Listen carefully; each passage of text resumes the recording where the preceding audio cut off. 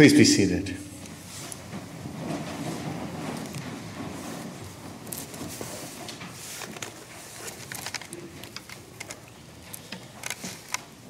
The steadfast love of the Lord never ceases. God's mercies never come to an end. God is our refuge and strength, a very present help in trouble. Therefore we will not fear. Jesus said, "Peace I leave with you.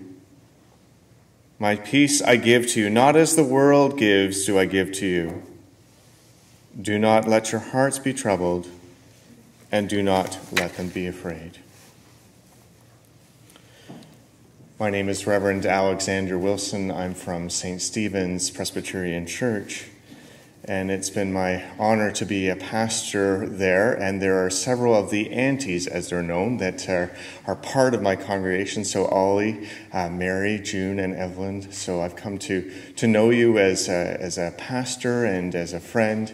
And Rob, it's been a delight to get to know you a little bit and to share in your memories and your long explanations of very detailed history of life and of history itself. So I offer my condolence to you and also to your son Andrew. And we've been following bits and pieces of various parts of the family through that wonderful social media called Facebook. So I get to see some of the people face to face for the first time today. And we are gathered together by a common sorrow, a common affection, and a common hope. We have come together to give thanks for the life of Myra Rutherdale and to remember the ways her life touched ours, and to entrust her into the keeping of God. We've also come to share the sorrow of those who mourn, to offer them our love and our support. And we are here also to bear witness to our hope in Jesus Christ, who said, "I'm the resurrection and the life. Those who believe in me, even though they die, will live. And everyone who lives and believes in me will never die." Let us pray.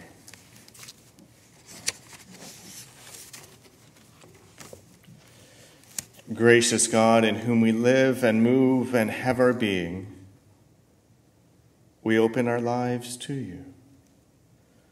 Lives broken, confused, and saddened, you know all about us. You know the pain and sorrow that we feel. Speak to us today the words we cannot speak to ourselves.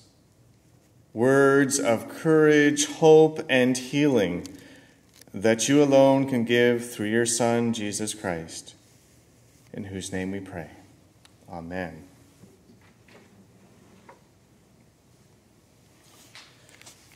There are many places in the scripture in which we find great hope and comfort, and there's the beautiful image that we find in the 23rd Psalm, and almost every family that I meet with who wants to prepare for a funeral or a memorial requests the 23rd Psalm, because in it is the image of God as the Good Shepherd, the one who actually walks along with us, the one who walks ahead of us, and who has gone on to prepare a place for us.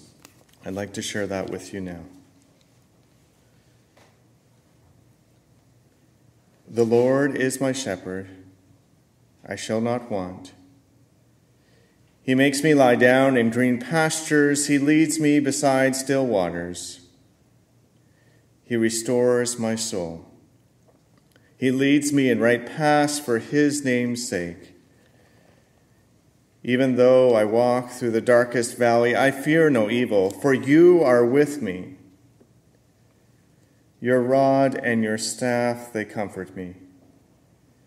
You prepare a table before me in the presence of my enemies. You anoint my head with oil. My cup overflows. Surely goodness and mercy shall follow me all the days of my life, and I shall dwell in the house of the Lord forever and ever. Amen. I'd also like to share a reading with you from the New Testament. from Paul's letter to the church in Rome, chapter 8, reading verses 37 to 39. No, in all these things we are more than conquerors through him who loved us.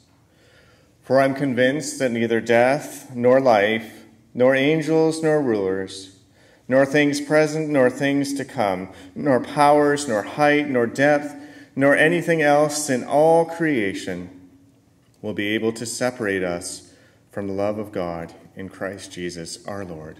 Amen.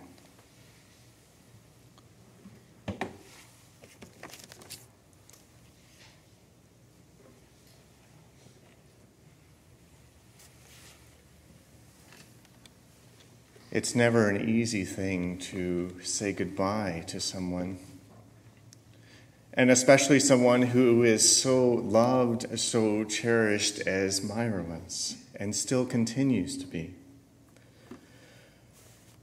I know that I got to meet Myra a few times at some family gatherings, got to appreciate her intelligence and her humor. I also realized that she was someone who followed Facebook very closely by the click, like, to the point that even today my lovely wife Linda is recognized by a bunch of people here because of the social media engagement that Myra had. She was a beautiful person. And so each of us are created in a unique way. God has said in Psalm 139 that He has knit us together in our mother's wombs. He knows our thoughts and our feelings before we even understand them. And I know there's a lot of people who are going to be sharing memories today.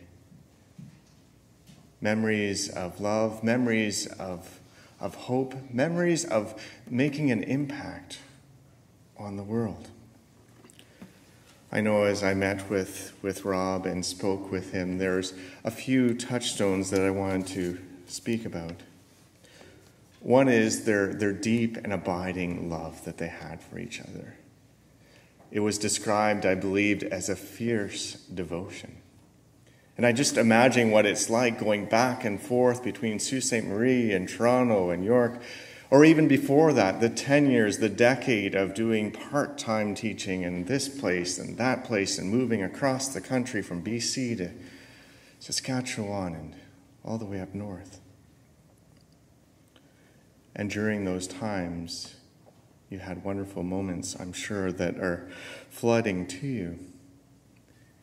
And it's always a remarkable thing to see how a marriage can be that strong, how God can make these partnerships that last, partnerships that endure. In the reading I shared from you, it was from Romans chapter 8, which talked about how nothing can keep us from love. Paul says that nothing in the past, nothing in the present, nothing in the future can keep us from that love.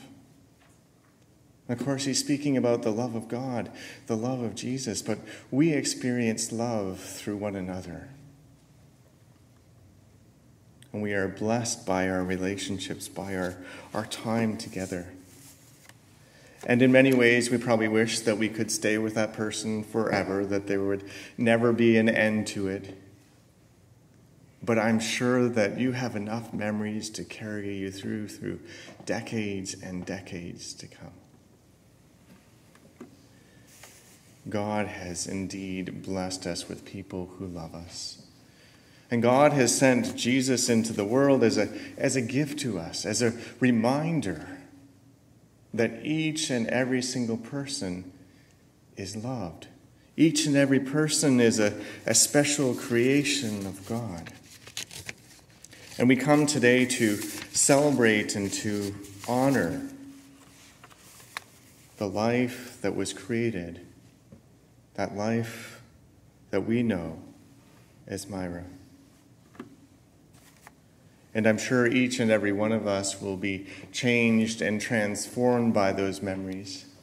I encourage you to think about her, to continue to engage in what she wanted to do with her life. And that was, she wanted to be someone who was a catalyst, someone who made a difference, someone who made a change. She followed the Idle No More movement. She wrote about it. She believed that people can have an impact, can make a change, and that nothing can stop that from happening. No powers, no principalities, nothing in the past, nothing in the present, nothing in the future can prevent change from happening. As I was thinking about the message for today, I did what any good researcher does, and that is I turned to Facebook. And I looked at Myra's page, and I saw that there was a quote that was there from Ralph Waldo Emerson that I think encapsulates her life and her desire to make an impact.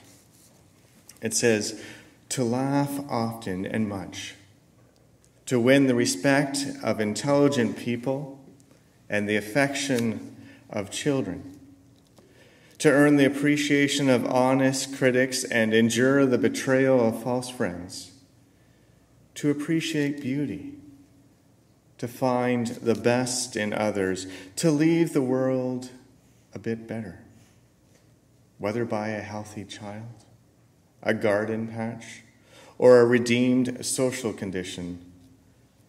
To know even one life has breathed easier because you have lived, that is to have succeeded."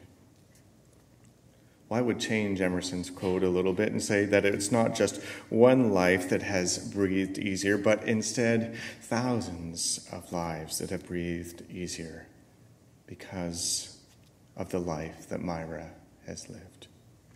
And so we celebrate that life and we honor that life today. And you're going to be hearing from others who are going to be talking about her life. But before we do that, I'd like to thank God for Myra's life. Let us pray together.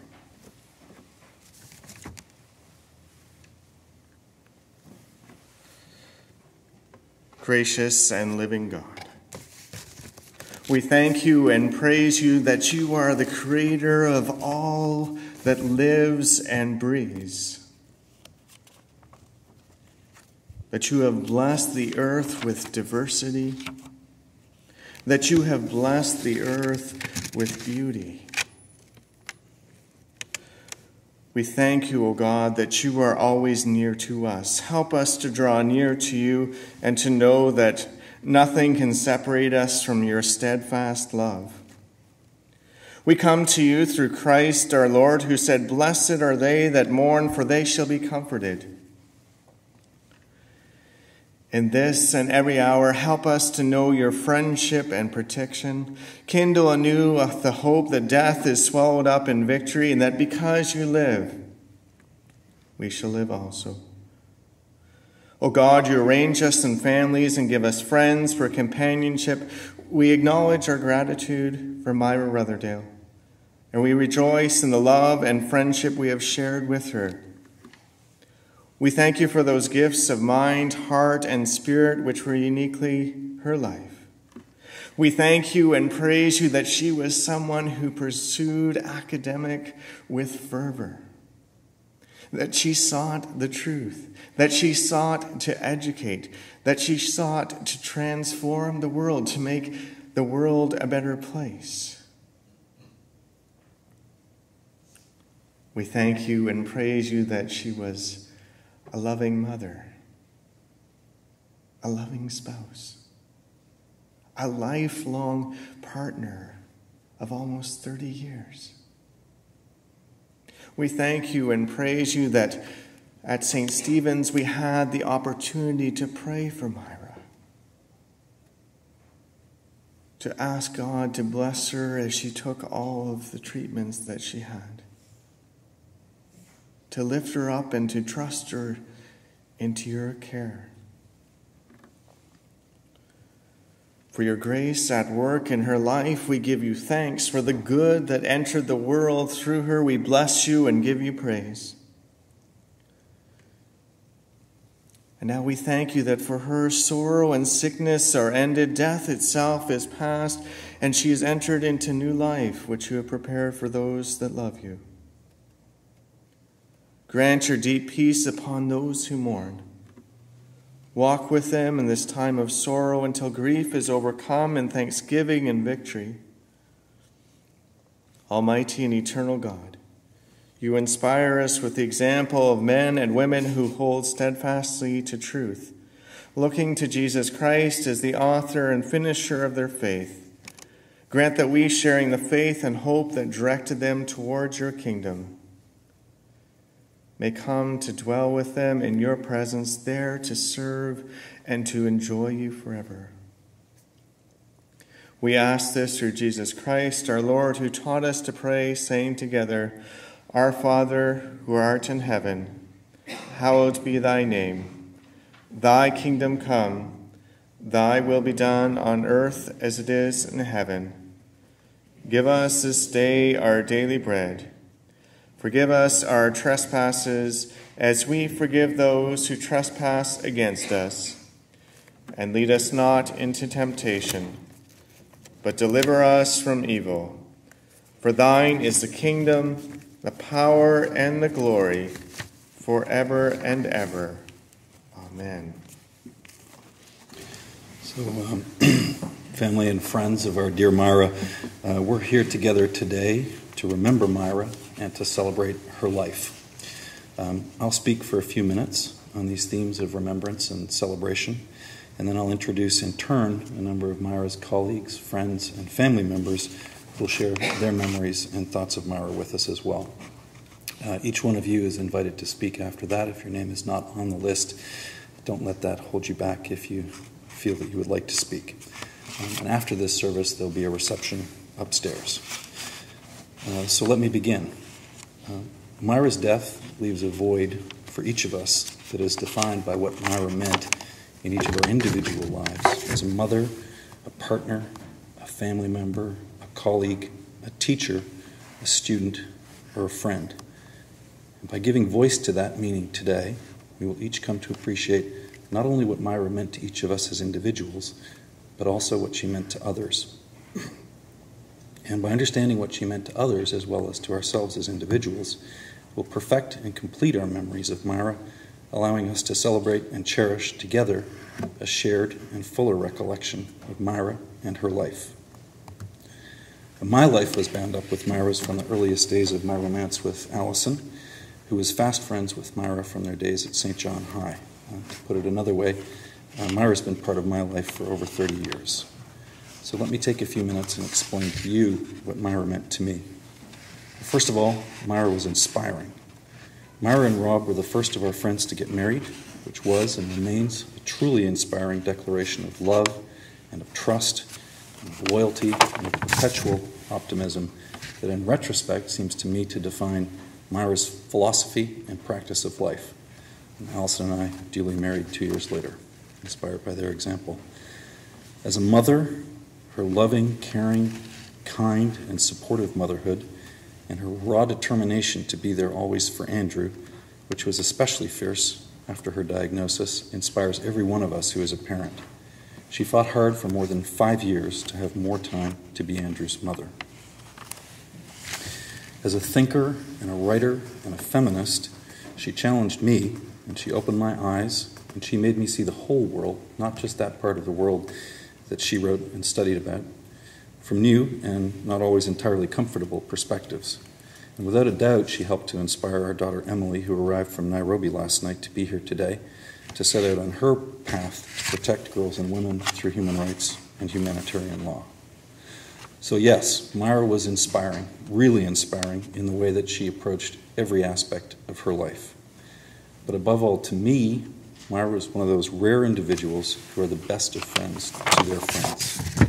Her empathy, her sense of humor, her true loyalty, her determination, and her ability to take in her stride absolutely anything and everything that came her way made her a delightful companion in life's adventures. Our families never managed to live in the same city, however, so for us, these adventures invariably involved one or both families traveling, and they were episodic. But there were many such journeys over the years to, among other places, Myra and Allison's hometown of St. John, to Halifax, to Toronto, to Niagara-on-the-Lake, to Vancouver, to London, to Paris, to Abu Dhabi, Dubai, and to Antigua, and other destinations as well. The Abu Dhabi trip was about 4 years ago when Myra was already ill and dealing with her treatment, but she and Rob came and visited us for her birthday. Myra was absolutely determined to visit the top of Dubai's Burj Khalifa, which is the world's tallest building, and that she did. We also enjoyed a fantastic weekend in a hotel on the edge of the Rub al Khali, the famous empty quarter of the Arabian Peninsula, where the sand dunes can be hundreds of meters high. Myra really appreciated the austere beauty of the Rub al Khali and the opportunity to learn more about the difficult lives and extraordinary culture of the Bedouin.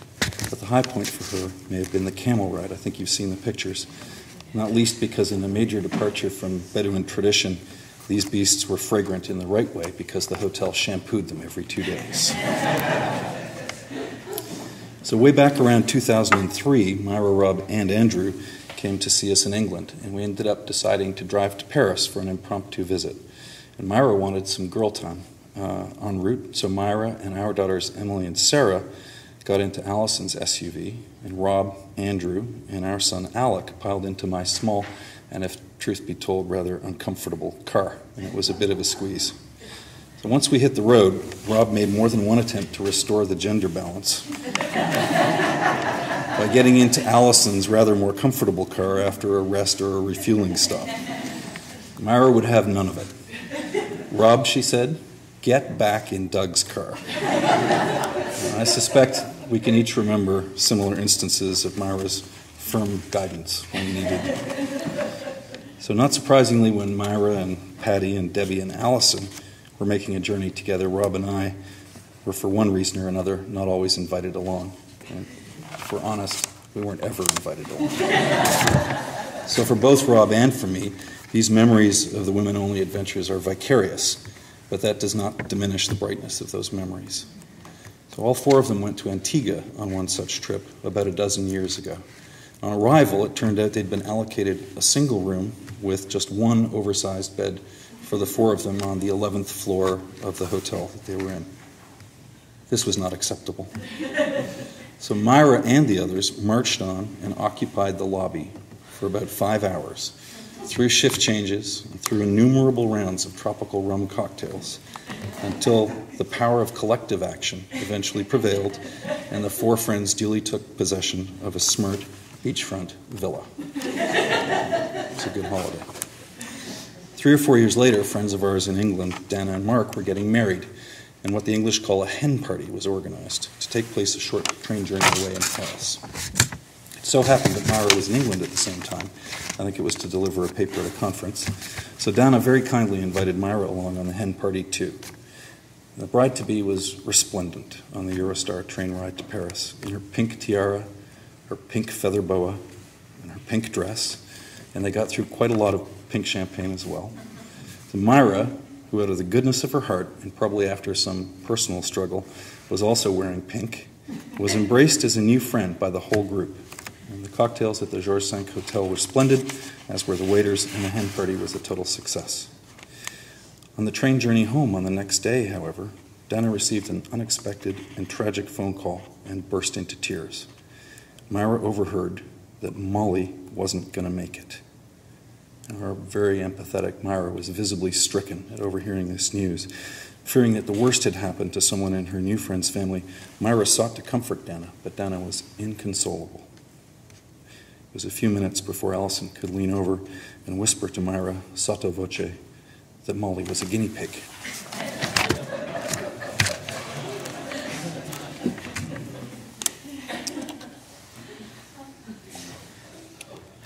My final conversation with Myra took place during the course of another such trip of the fabulous four friends from St. John. Allison, Patty, and Debbie organized a long weekend in Yorkville just a couple of months ago for Myra's birthday this year. And toward the end of the weekend, I had a Skype session with them from my home. For the rest of my life, I will remember Myra's last days by recalling this brief conversation with a group of four lifelong best friends who had spent a happy weekend shopping in Yorkville, visiting the Royal Ontario Museum, and subsisting almost exclusively on chocolate and wine. It's a bittersweet memory, but I think it's one that Myra would have savored as well, as I do. So thank you for allowing me to share these memories of Myra with you. And I now invite Lynn Westfall, who's at York University, to come and say a few words as well. Bill was Myra's thesis supervisor at York, where Myra began writing her doctoral dissertation in the early 1990s. And Bill will speak of Myra's life as a scholar and as a friend. He is someone whom Myra has respected and admired since they met. Bill? Let me begin by offering my own condolences to Rob and Andrew at the great loss that they have suffered, which I share as a person who knew Myra very well. Now, not very long ago, I was asked by the family of JMS Careless to deliver eulogy at his funeral in the chapel of Trinity College. We were both, though at different times, undergraduates at Trinity. He was my thesis advisor, and I was very honored to be asked to do that. The present occasion is very different. Just as children should always outlive their parents, so graduate students should also outlive their advisors. The world should not unfold in this way. So the first great truth is that Myra died long before her time, and that we all lost a friend, a colleague, a scholar, and a person of great intelligence and compassion. So we're gathered here this afternoon to lament her passing and celebrate her life. My own relationship with Myra began quite literally with a knock on the door. She was a graduate student at York. She was changing her thesis topic and her advisor. And I had just published a book on religion and culture, and it was Jack Saywell who suggested that we might hook up. I really didn't know her from Adam. Well, in fact, I did know her from Adam. That's a metaphor. But I had never had her in a course. I did not know of her stellar academic record, and I was unaware of the story of the amazing romantic encounter between Myra and one Rob Rutherdale, which makes the story of Romeo and Juliet seem like child's play. In fact, Romeo and Juliet was child's play. At any rate, Rob's uncle, Gordon, had taught me high school mathematics. So, talk about degrees of separation. We just sort of made this connection. So there was a knock on the door, and as Roberts and Davies might say, magic entered the story. Myra wanted to study the encounter between women Anglican missionaries and native people in northern BC and the Yukon, and for the next few years were filled with moments of epiphany. I remember her delight when she discovered that there were more missionary women than men on this masculine frontier of the North. So this place that had been constructed as a very masculine place, in fact, there were women, mainly women who then could play on that distinction. She documented how perceptions of race and gender changed through the lived experience of cultural contact, and Myra really liked liminality and hybridity. She was never satisfied with just a theoretical explanation, although she knew theory very well, but she was always curious about what actually went on. Myra was not without problems. She had a real problem with documentation and footnotes. Not with the concept of footnotes and documentation, but with their consistent execution. She liked to change the style of these things as she went along. Her thesis defense, and the external examiner, Ruth Brower, is here today, was thoughtful, nuanced, and convincing. And I remember she wore a bright red dress, and the laundry tag was still on the dress. And I always thought, that's good, right? She and Rob then continued their peripatetic career of teaching across Canada, from sea to sea, and along the way, Myra, while in temporary positions, helped set up programs in women's studies and Native studies. Now, the academic politics of this kind of life were at times truly horrible. I don't want to go into that, but I always marveled how Rob and Myra and Andrew put up with such a life. During this period, from 1996 to 2003, I wrote about 20 letters of reference on Myra's behalf. Acadia, Toronto, McGill, Victoria, Lethbridge, SFU, Waterloo, Concordia, Manitoba, Dalhousie, Winnipeg, Calgary, Saskatoon, Guelph, York, and UBC. It's a bit like Hank Snow, right? Myra was from the Maritimes. At least two of these were helpful. Myra was elated by her postdoc with Jim Miller and then her full-time appointment at York University. Now, one of the things I think academics live for is the extraordinary pleasure of a truly creative relationship between advisor and graduate student, an often elusive ideal in which there is a genuine exchange of insight, knowledge, and friendship. And I feel truly blessed in my relationship with Myra. It was a relationship that was cut short by cancer and death. In fact, the same type of cancer that took my own wife's life in 2007. Now, I said at the start that we are lamenting Myra's loss and celebrating her memory, and I would like to reflect in closing on what those concepts might mean. If one turns to the Book of Lamentations, one, I think, is struck by two things. The first is a sense of great loss, a loss so devastating that it seems to defy understanding.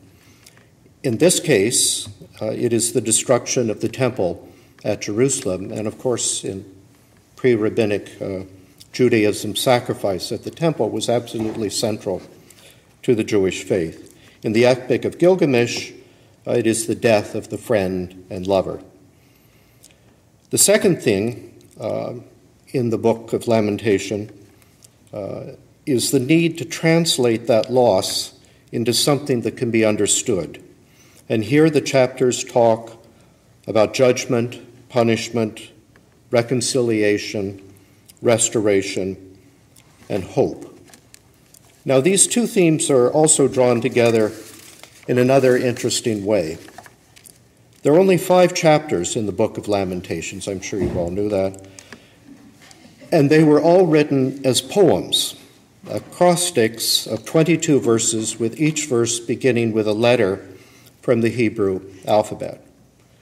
So the concern for meaning becomes the basis of a poem. And in a way, lamentation is turned into art. Poems really about remembering. Poems about celebrating memory. Perhaps a more familiar example is the 137th Psalm, 136th in the Greek Testament. And one we all know because that chappie who was singing earlier, Leonard Cohen, and the Melodians wrote a song about this psalm. By the rivers of Babylon, there we sat down, and there we wept when we remembered Zion. Again, it is a lamentation. And then the psalmist poses the big question. Those who had carried them away required of us a song of joy, a song of mirth. But then we are told, how can we sing the Lord's song in a strange land?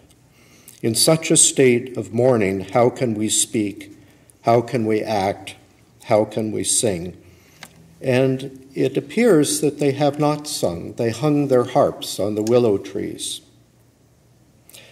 But of course, there's an irony here, because the psalm itself is a song, and it's a song about memory, about celebrating memory.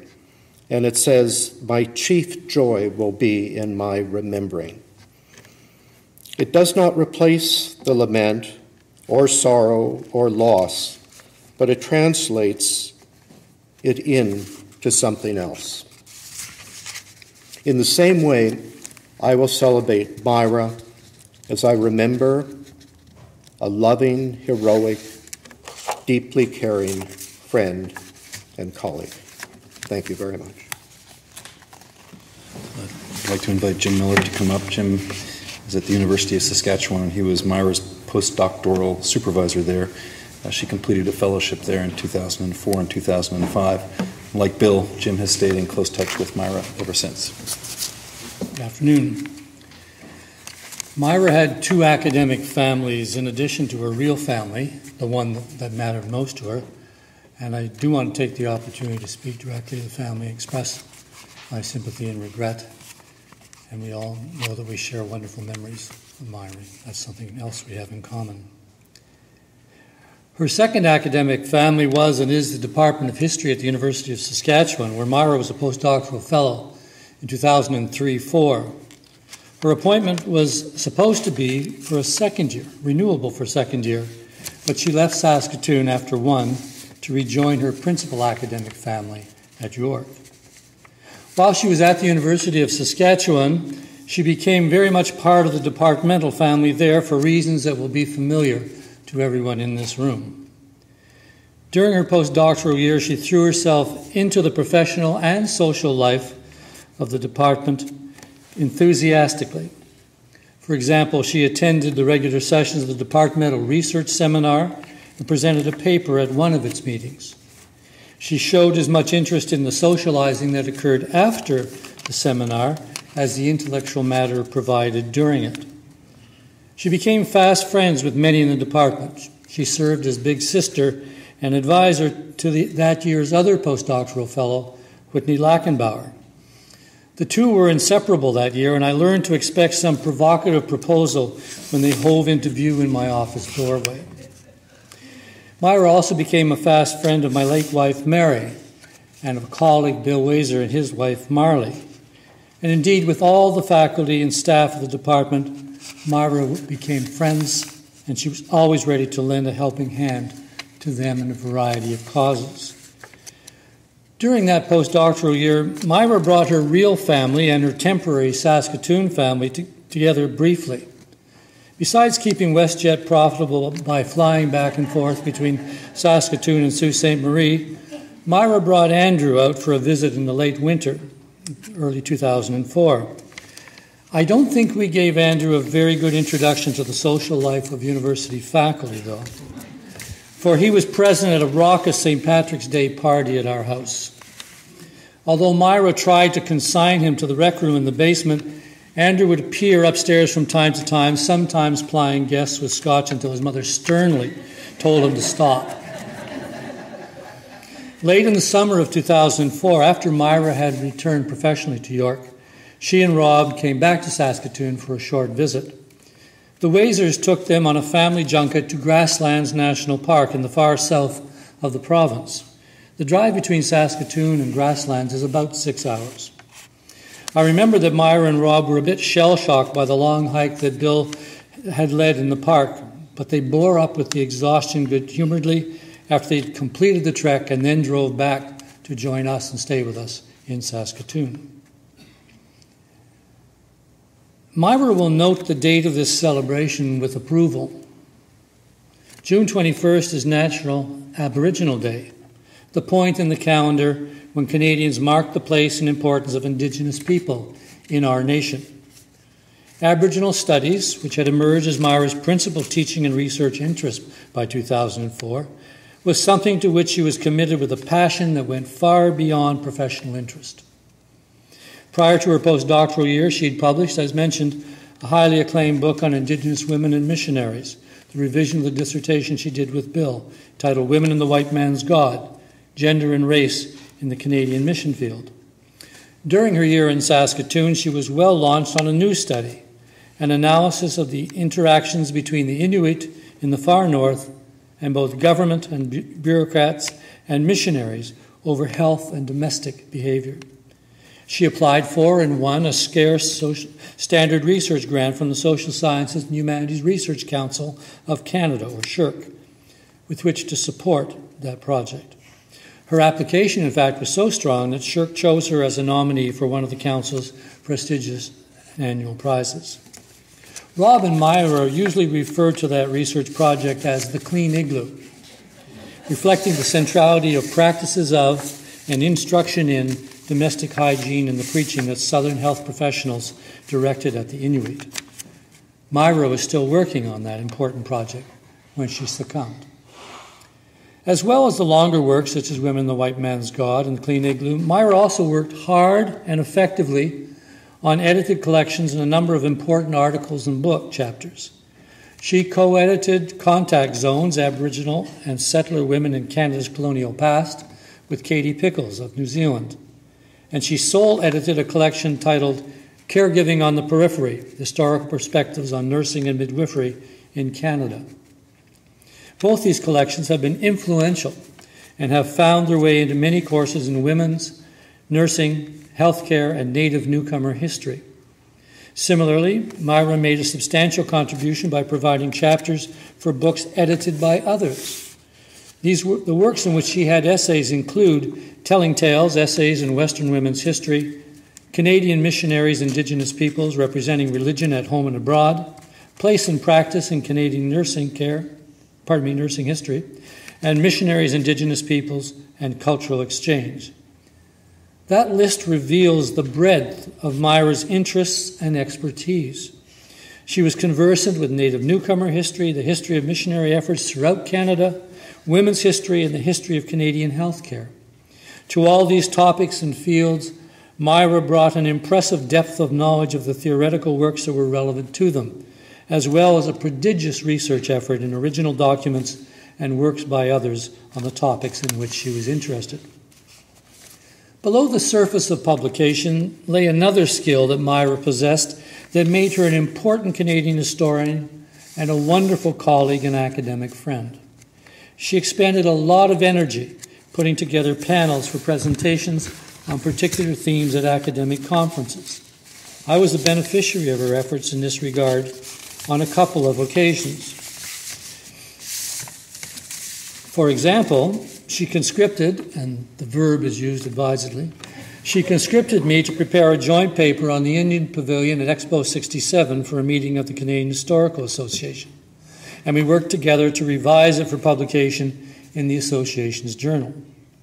What might be less familiar to the historians in the room, though, is that Myra took the initiative to get a shorter version of that paper, an op-ed on the pavilion, published in the Winnipeg Free Press. As well, Myra roped me into a panel of history presenters at the University of Birmingham, thereby leading me to work out a paper that is still useful to me in my current writing. That conference in England led to one of my fondest memories of Myra and Rob. From Birmingham, we made our way to London, where the three of us took in a marvelous play, Clybourne Park, Myra's choice, of course, and spent a pleasant interlude in the Tate Modern. It was, thanks to Myra especially, a wonderful side trip. This recitation of some of Myra's accomplishments is incomplete without one final item. Last year, Myra gave a paper on the Idle No More movement at a conference in Jerusalem. That, too, was typical of Myra. In spite of the fact that she was contending with cancer, she still was engaged with academic pursuits at a high level. Not only that, but the work she did on Idle No More illustrated that her interests and efforts were right up to date. The events, publications, and contributions that I've outlined reveal the qualities that made Myra loved and appreciated by so many. She was energetic, imaginative, thorough, generous, and cooperative. Because she gave so much of herself and in such a good-humored and encouraging way, she brought the best out in others. Myra is one of those friends and colleagues who simultaneously made everyone's life more enjoyable and helped them raise their game. These are some of the reasons that Myra was such a wonderful colleague, friend, and family member. They are also why we will not forget her. So the next person to speak will be Marcel Martel, who's at York University. Marcel is one of Myra's oldest friends in academic life. They met as graduate students in the early 1990s, having no idea at that time that they would later find themselves working together so closely at York when Myra joined the faculty. Together with Rob, they've traveled on tours of historical sites near and far, including a recent jaunt through Tel Aviv, Jerusalem, the Red Sea, and the ancient city of Petra. They've planned many events together and shared everyday experiences of life far beyond their frequent deliberations at York, which up until her passing included for Myra her duties as the Department of History's Director of Undergraduate Studies at York. So, Marcel. Of course, I want to thank Rob and Andrew for inviting me to share some memories of Myra. Of course, this is a sad day, but it's also a joyful one because I did enjoy, looking at those fantastic, pictures of Myra, and she seems to have, this ability. On all her pictures, you always see her, smiling. On May 22nd, I had a very difficult task to accomplish. The day before, I informed many members of the department, in particular the staff, and the dean, that Myra was stepping down as undergraduate director. Of course, I did not know at the time that 24 hours later, I would have, to tell them about something else. And let me read to you the first two sentences that I wrote when I informed many of you about some of the probably saddest moments I had to live so far this year. One of the saddest tasks that a chair, because I'm the chair of the history department at York, has to accomplish is to inform you about the death of a colleague. And this is even harder when it is a friend. I met Myra for the first time in September 1988. Myra and I were new doctoral students. We were in History 6030, the famous seminar for doctoral candidates in Canadian history. Of course, now the irony, Myra and I and others are now running, or we used to run, History 6030. The other students were Alvin Austin, Lawrence Musio, and Penny Bryden. We passed our comms in April 1990, and I moved to Ottawa to be closer to my sources. Myra and Rob stayed in Toronto, and I visited them when I came for my meetings with my doctoral supervisor, and when I visited, I used that opportunity to visit friends, including, Rob, Myra, and then, of course, Andrew when he was born. Myra and I stayed in touch, and we met at various history conferences. Well, let me congratulate, my colleagues, those who were on the search committee in 2004, when they made, I think, a brilliant choice when they recommended the hiring of Myra. As you may know, Myra joined the history department as an assistant professor in 2004. And this is quite unusual that two former, doctoral students who were part of the same cohort would work in the same history department. Myra was an outstanding travel companion. Twice I had a chance to travel with her. The first time was in Britain. We took part in the annual meeting of the British Association for Canadian Studies. The conference was in Birmingham, as Jim Miller mentioned a few minutes ago, and it was in April 2010. I was part of a panel with Robert and Jim Miller. And now, my apology to both Rob and Jim. I still do not remember what the panel was all about. But I do remember what we did the night before. I hope there are no journalists in the room, because it will confirm maybe the perception that people have of some of us. For those who are familiar with the meetings of Canadian Studies, you know that there is always an official dinner that allows participants to socialize. The dinner ended around 10 p.m., and most Canadians who were there felt that it was too early to go to bed. despite the fact that there were sessions scheduled at 9 a.m. the day after. Since many of us stayed at the university, we went to the only pub on campus. Bad news, the pub was about to close. However, the employee was very happy to keep the pub open in order to accommodate thirsty Canadians. Then there were at least 12 of us. Jim Miller left early, around midnight. I left a few minutes later. I do not know when you and Myra, when you left, but anyway, you were there. You were there, the day after presenting your paper. And I think Myra was the chair at the session. The second travel experience is the one that occurred a year and a month ago. We went to the Israeli Association for Canadian Studies at Hebrew University in Jerusalem. Myra gave a remarkable paper on the Idle No More movement, and I hope that we will find a way to publish, her paper. The day after, we left Jerusalem for Eilat. We had to wake up early, around 6 a.m., in order to cross the border at 7 a.m. and go to Petra, Jordan. We arrived there around 10 a.m. It was already hot, very hot, probably around 38 or 39 degrees. For those who are familiar with Petra, you know that there is a long walk. It's a 4-kilometer long walk on a road that reminds us of some of the very bumpy road that we have in Toronto. Walking is very challenging because it's hot and you sweat a lot. Under the advice of our guide, we paid for a buggy ride for Myra and Rob. The guide suggested giving extra money to the individual who would ride the horse in order to make sure they would go slow. These workers are paid on the number of rides. Then their motto is, the faster, the better for them. For travelers, the faster, the better meant that the ride would be bumpy, very bumpy.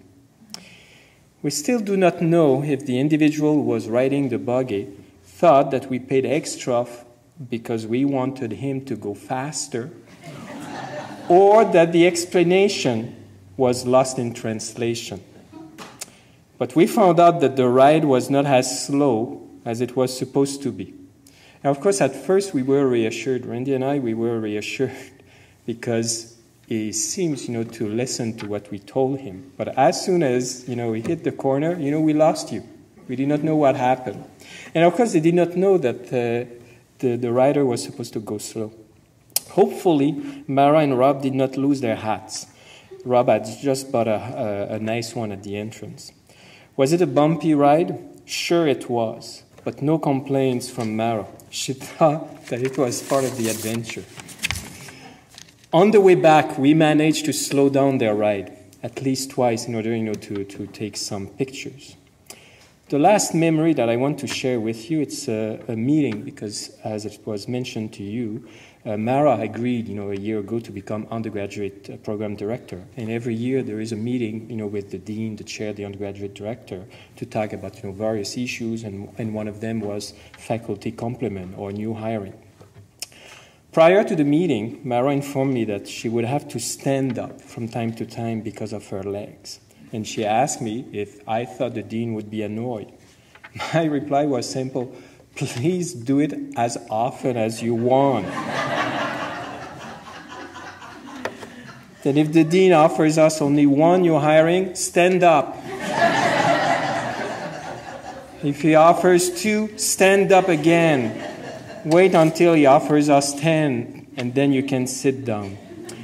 However, she decided not to do that because she did not want, to alert the dean or to make, anyone uncomfortable. Why am I sharing, these stories? Well, I share them because Myra is a dear friend, but I think these 2 anecdotes, the bumpy ride and the fact that she refused to stand up, she should have, but she refused, I think it says a lot about her own attitude during, her illness. No complaint on her part. On the contrary, she was eager, to find out what we are doing, etc. She was reluctant to share the extent of her discomfort because she didn't want, people to feel sorry and change their attitudes towards her. The last thing I want to mention, and this is how I will conclude, there is one thing did enjoy, especially when we were in Israel. It's when she shared with me that there was a home remedy that she had to take almost every day in order to fight her cancer. And of course, I approved that home remedy, being, she's a doctor, I'm a doctor too, and we thought that it was totally appropriate. And the home remedy was drinking a bottle, not a glass, but drinking a bottle of red wine every day. Thank you.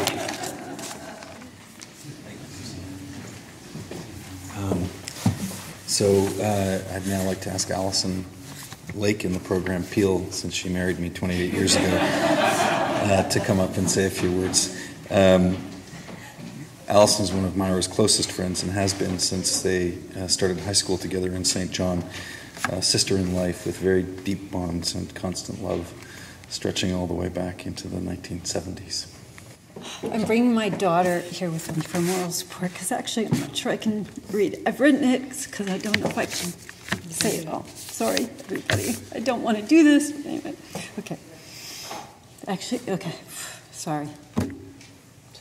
You better start, and then I'll take over. I'm okay.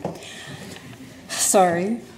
I don't remember exactly when I met Myra at high school, but it was there that she, Patty, Debbie, and I became very close friends. My memory of Myra at high school was her laid-back and very happy nature. Myra was so laid-back that she was almost never on time for school. And sometimes she didn't even make it. She was never stressed by her absence and showed up at her leisure with a smile on her face. We never worried that there was anything wrong with her, and there never was. When Myra did come to school, a heavy morning work would tire us all out, so in the afternoon, we would all go to the burger bar, and that would do the trick. I must say, I was only an occasional member of the burger bar, and Patty and Debbie will fill you in. But it mainly involved hours of chatting about boys and lots of coffee.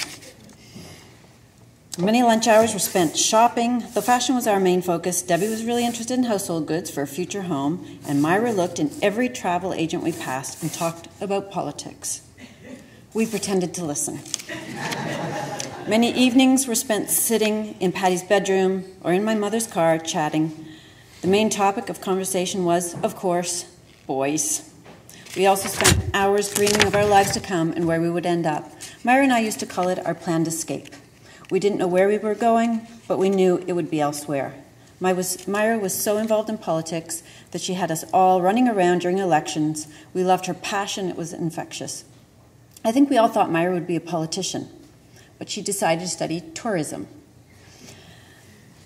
After high school, Myra went off to Ontario to a school of tourism and started her life of travel. Well, none of us was surprised when she sent us letters telling us it was just not for her.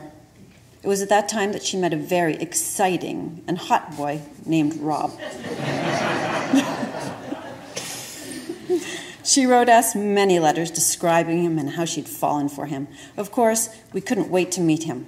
We knew that he was studying history, and they had a lot in common. She told us how he was encouraging her to study history as well, and how exciting and interesting she found that. We were over the moon. It felt right to all of us, and she was glowing. We also always knew Myra was fiercely intelligent and very capable.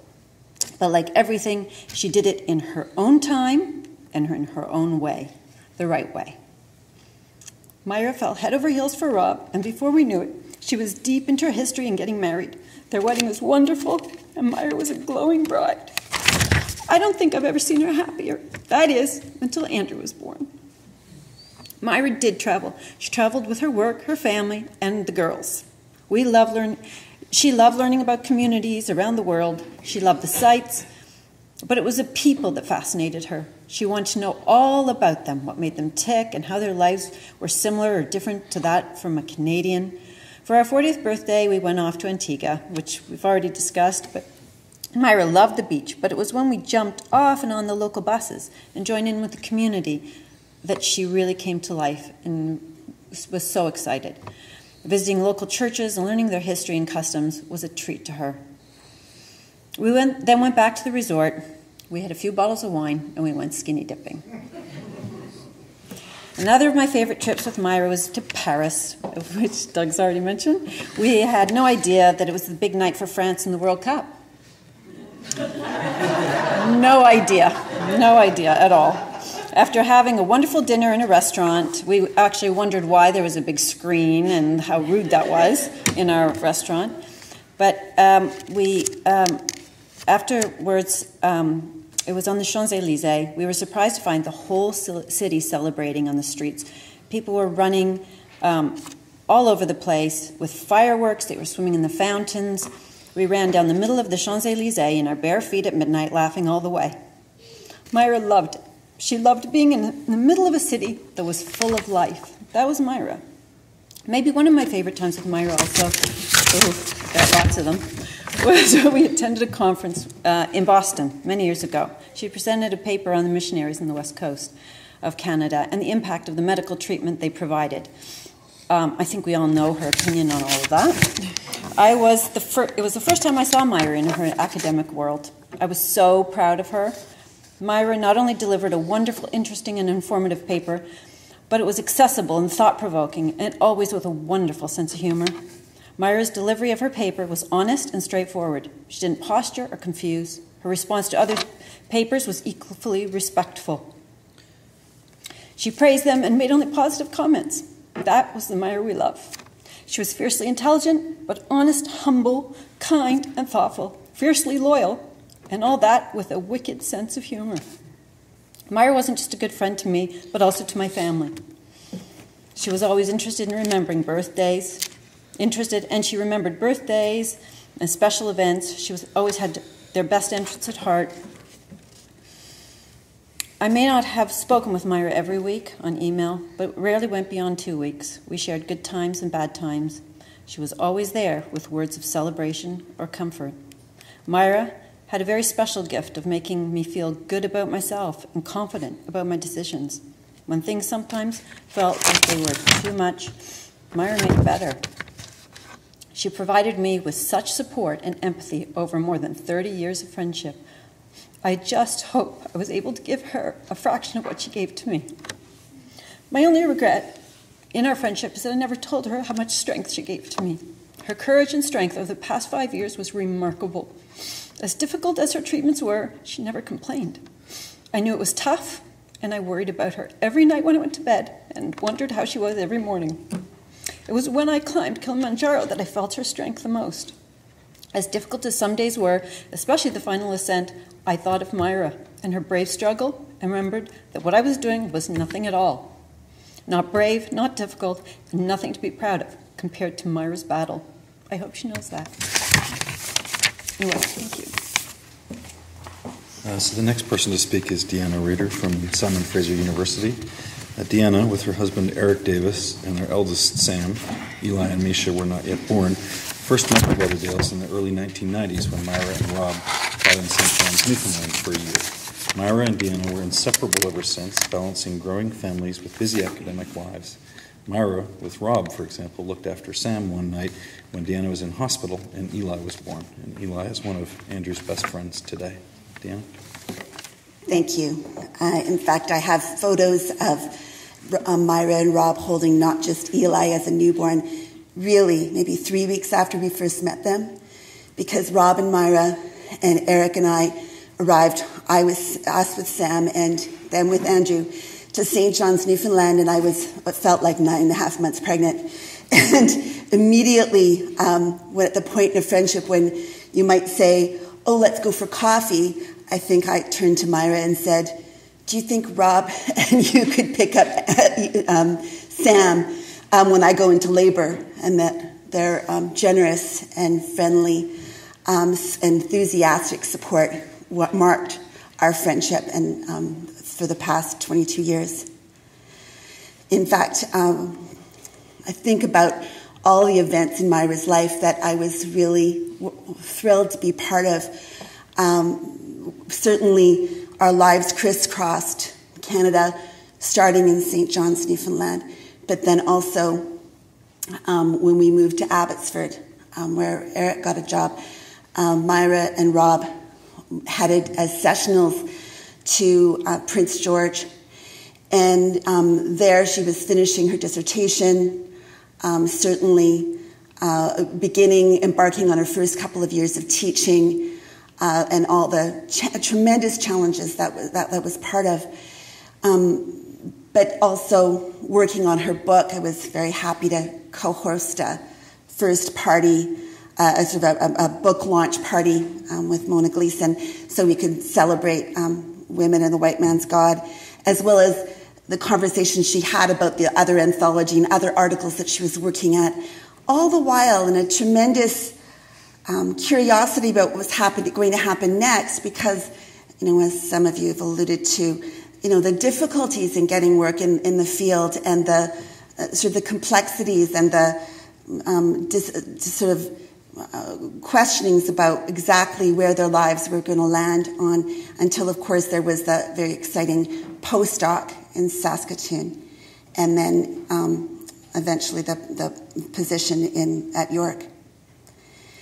And all through those years, when there ought to maybe been marked by worry or anxiety about the future, certainly I felt it, Myra was much more interested in the things that were right in front of her. She was interested in planning Andrew's first birthday.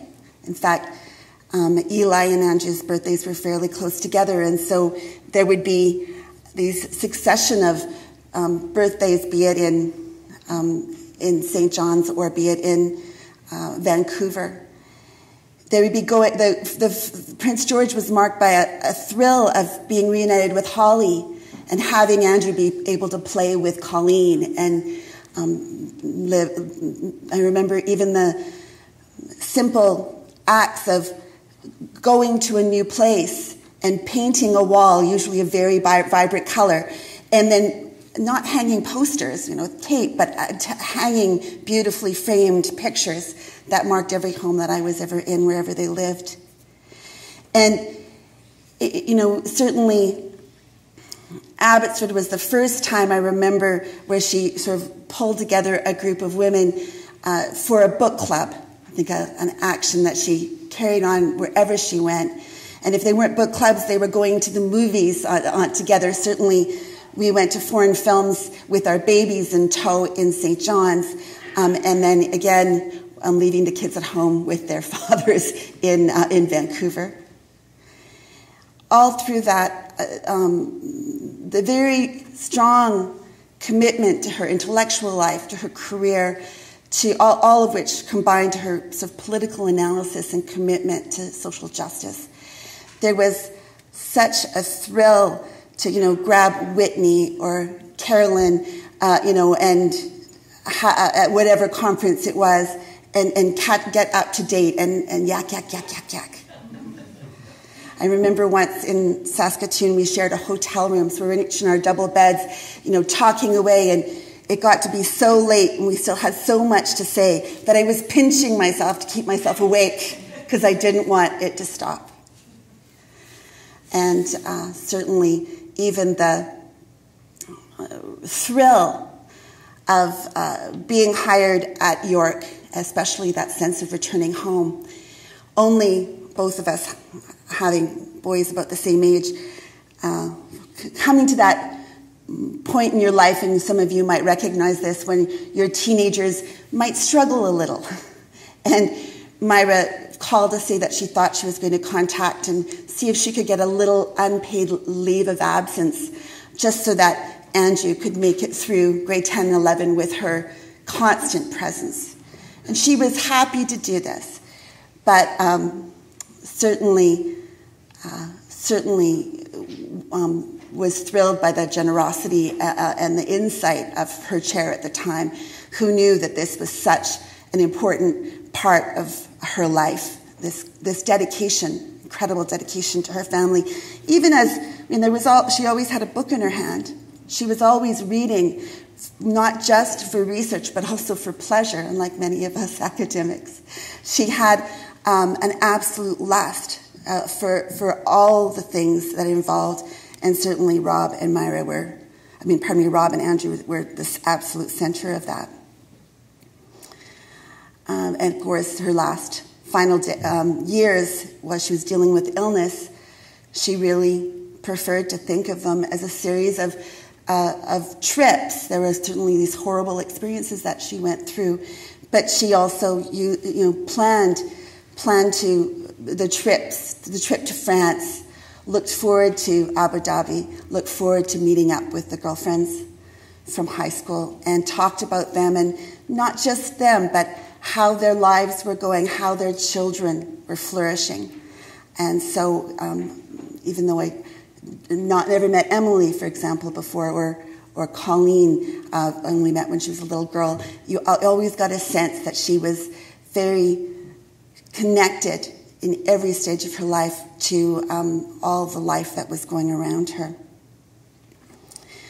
When we first met and were just getting to know each other, I asked her that question, so Rob, how did you and Rob get together? When did you know that he was the one? And she said, well, I went over to his university apartment and we went in, and I noticed sitting on a shelf a can of lemon-scented furniture spray. And she thought, oh. It was the unspoken assumption there was that it was a mark of adulthood, but also the mark of a man of distinction who knew how to keep everyday life beautiful. And I just think about, and she was very grateful for the beauty that Rob and Angie brought into her life. And we are so grateful for the beauty she brought in ours. Thank you. I'd like to invite Carolyn Drutchny of York University to come now. Carolyn is here to speak with us as one of Myra's colleagues and confidants. And their friendship since 2004 at York became very close. It was very important for Myra because of the affectionate support that it included when Myra needed it most. Carolyn? I just want to extend condolences to everybody who's here and everybody who knew Myra and how Myra touched their lives. Myra and I were hired at the same time in 2004 at York University, and we're also lucky at York to have had her for 10 years. I called her my academic spouse. I don't know if she called me her academic spouse, but she was so important to me. There's just 5 things I want to say about Myra that I think capture her best in the ways that I'll always remember her. The first thing is red wine and good conversation. So one of the things I hear always in my mind when I think of Myra is, just one more glass of wine, just one more, you can do it, you can stay up, because I'm always falling asleep really early. She's like, one more sip, and then one more story. I need to hear one more story. The second thing is her really good sense. The very first time we met, we had started emailing when we got hired together at the same time. Then we started talking on the phone, and then we realized we'd be in a conference in Winnipeg together, so we decided to meet up at the airport. So for all those who've been to the Winnipeg airport, it's not that big. But I, of course, went to the wrong place. So, I'm waiting, and then Myra had the very good sense to actually page me, and she found me. And that very good sense has been something I've been the beneficiary of my whole career at York. I also, think of Myra when I think of my husband, Mark. At a very crucial time in Mark and I getting to know each other, I had this long conversation with Myra about what relationships meant. And anyway, she's part of the reason why we're married. So the third thing, she has red wine, stimulating conversation, very good sense, good taste. So Myra and I loved jewelry, scarves, art, and had a long history of trading jewelry, scarves, and art back and forth with one another, folk art especially. And I still remember how she lent me these precious woven Acadian rugs, hand-hooked rugs, to keep in my office while she was away from York for a couple of years to be in the Sioux. And anyway, and then the fourth thing is commitment and passion for not only for her work, but for also just her lifelong journey of knowledge. And you've heard a lot about that journey of knowledge and commitment and passion here today. And I mentioned the first time I met Myra, when the first time we met, we started a conversation that never ended. The last time we spent time together was when she was in the hospital the week before she died. And I guess it was the end of our conversation that there she was in the hospital bed. She had a book in each hand. I was like, what are you doing? And it was Somerset Maugham in one hand and Frederick Philip Grove in the other hand. And she's like, I've just gotten really curious about the 1920s. And, I just really want to, understand rural-urban differences a little bit better. So I thought I'd be reading these two books. And I was like, oh, my God, as I went home to watch TV. So, and the last thing then, the most important thing is, Myra's laugh. So I'll always remember Myra's laugh and what it represented to me. She's just such a dear friend, and I'll always cherish that friendship. So thank you. So now I'd like to invite Kathy Bischoping from York University. Forgive me, Kathy. Kathy and Myra grew very close in recent years, thanks in part, Rob tells me, to the wonderful birthday celebrations that Marcel and his partner Randy very kindly organized. Randy filled me in a little bit on, it sounds like the people who go to these are spoiled. Kathy and Myra not only shared the duties of teaching at York, but Myra and Kathy started 2 knitting projects together in the home of another friend of Myra's going back to her days as a graduate student at York, Laurie LeClaire. And one of the recent things that Myra did for Rob this last and miserably cold winter in Toronto was from the knitting project to knit a scarf for Rob. So, Kathy? Well, I was honored, Rob, that you asked me to speak and represent the part of Myra's life that so many people have also spoken of, her love for reading and her love for writing. So what I'm going to do is present some readings that Rob has selected.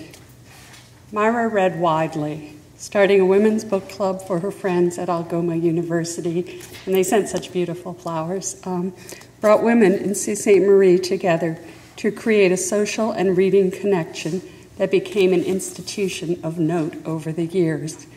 From Stieg Larsson's phenomenally successful Girl with the Dragon Tattoo series, to the overtly masculine imperial voice of Somerset Maugham, to the early Victorian feminine perspective of the Bronte sisters, Myra's taste in reading was as eclectic as her life with Rob and Andrew.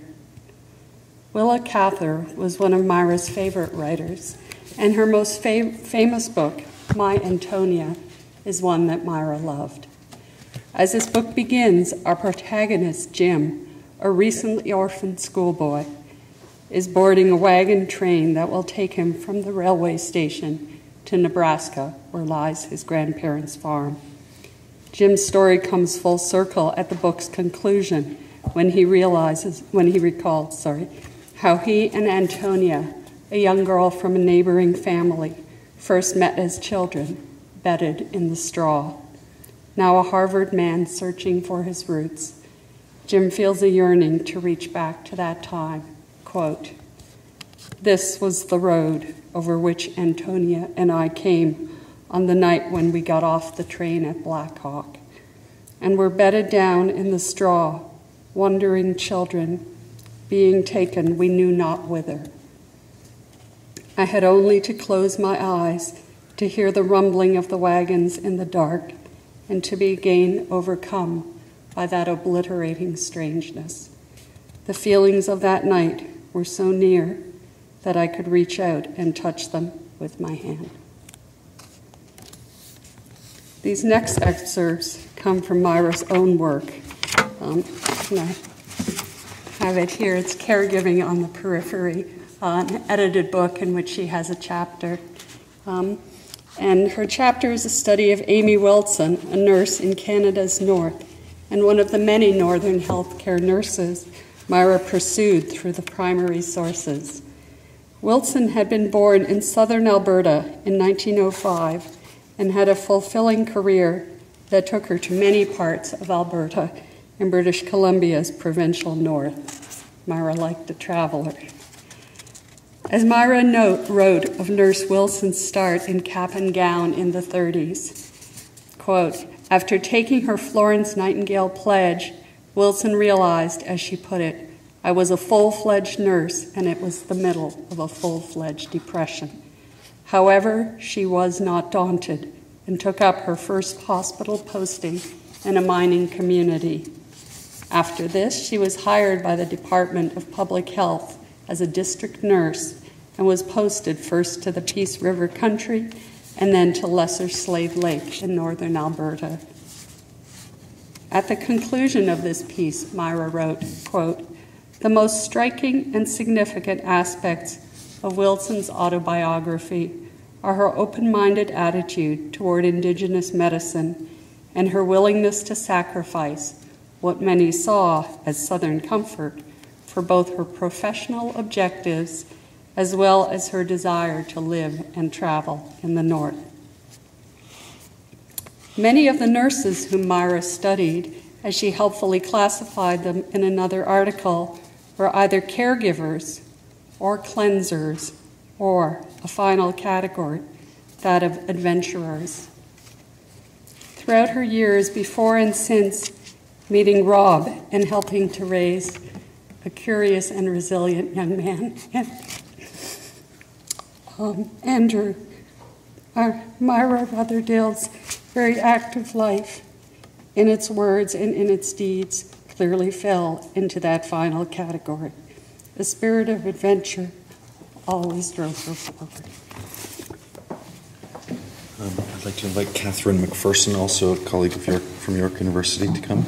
Kate is one of Myra's closest academic partners in research, teaching, and administration in York's busy Department of History. So, like Marcel and Carolyn and Bill, I'm a colleague in history at York University. I'm a longtime colleague, and like all of you here, my affection for Myra runs deep and long.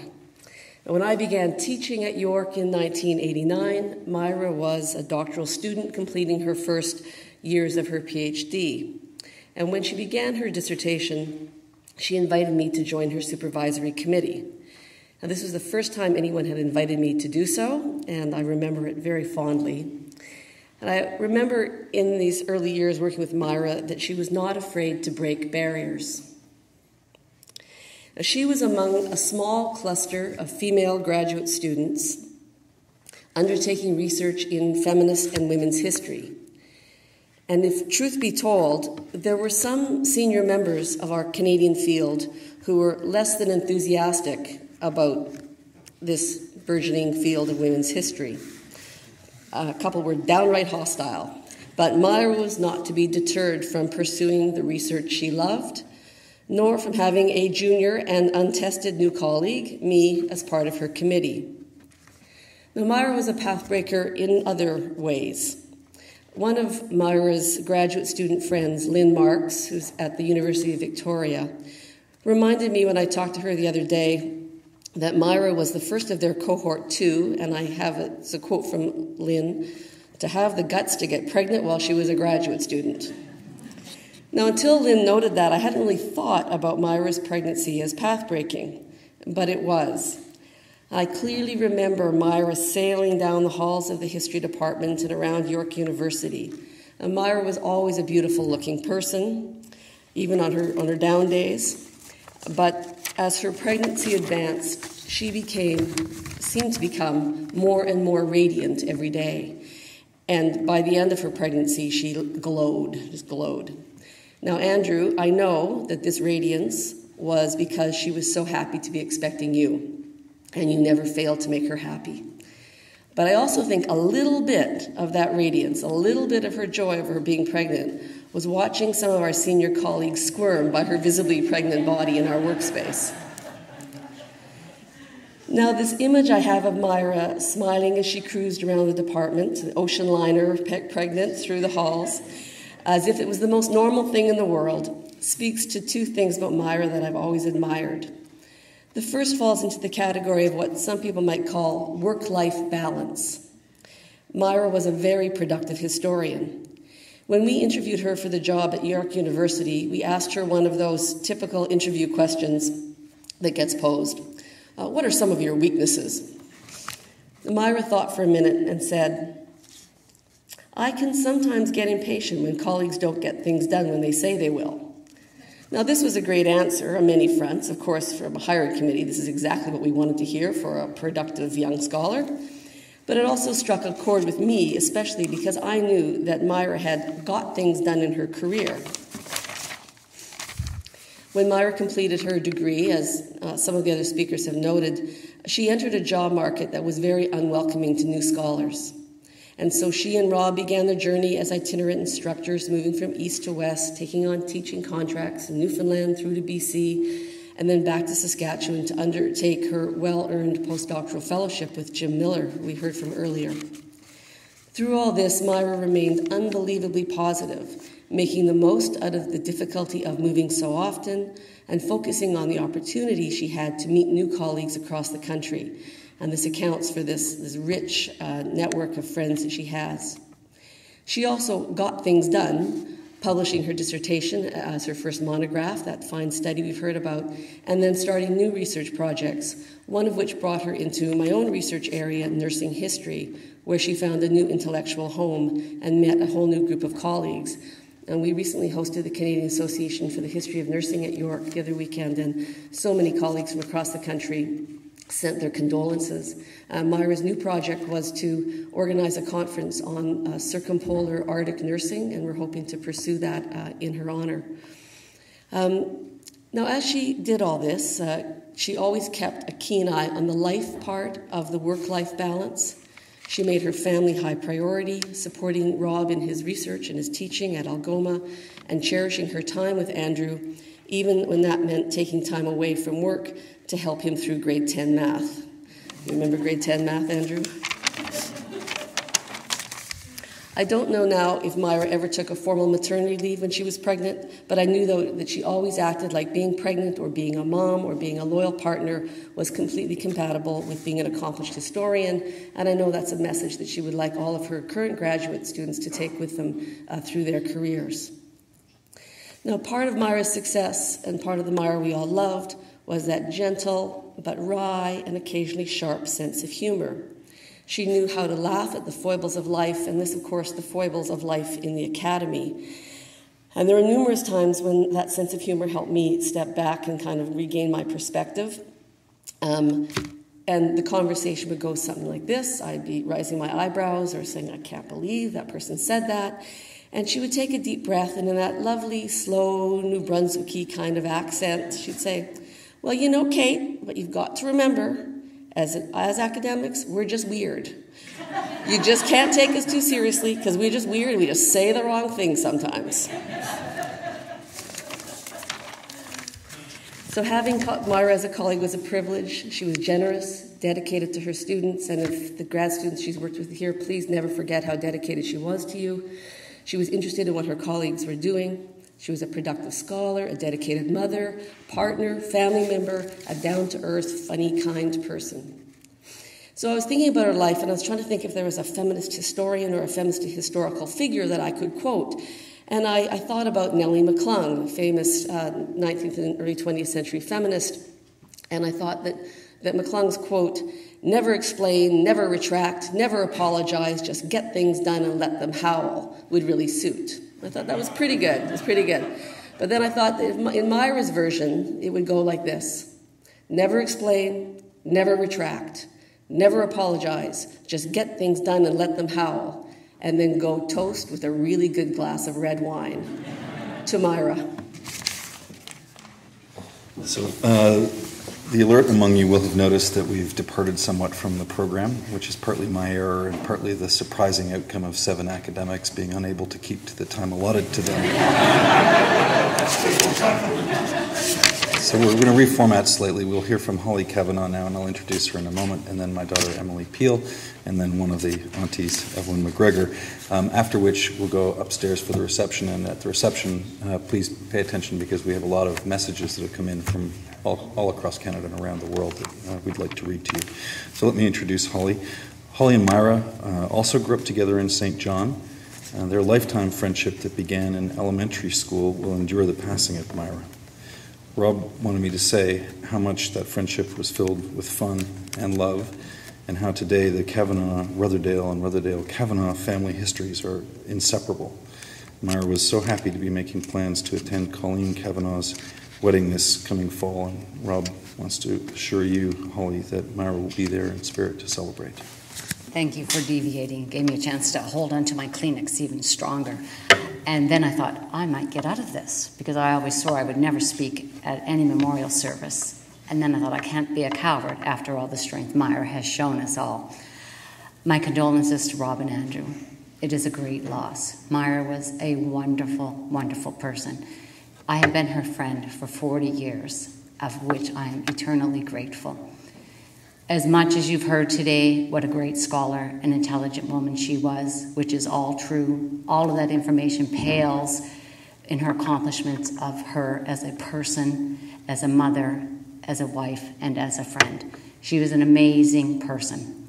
And I have a few tales that no one else knows of, because I knew her before you knew her. And I knew about Myra's love of travel, but not these trips to Jerusalem and jet-setting around. We took a taxi to go camping. 4 of us. So there was another group of 4 girls in high school. Myra always loved the outdoors. Me, not so much. But Myra said, we're going camping, and I was always game, because whatever Myra wanted you to do was a blessing and always fun. So the 4 of us go camping. And as some people have mentioned, Myra was a very slow person. If I said it once, I said 1,000 times. Hurry up, Myra. So you would go to her house.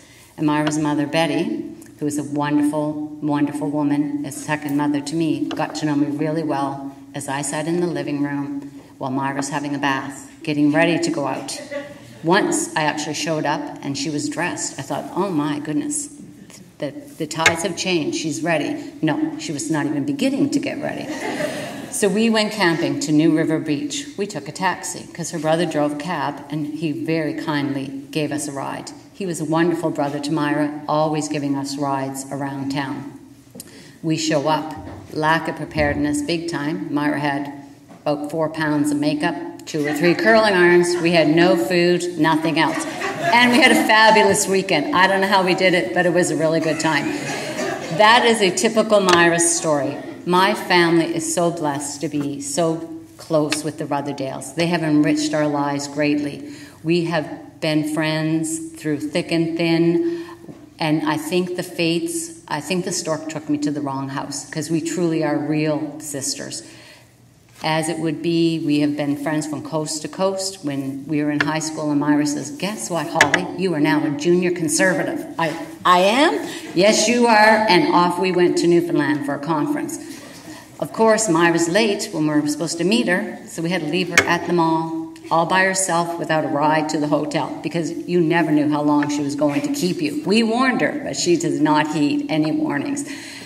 We traveled around. I was so blessed to meet Rob in our young university, and we looked at some of the photos. We were young. I can't even remember that. And our trips have been from Newfoundland all the way to BC and many spots in between. I loved Myra. I still do. She was a great person. You heard the story of the red dress.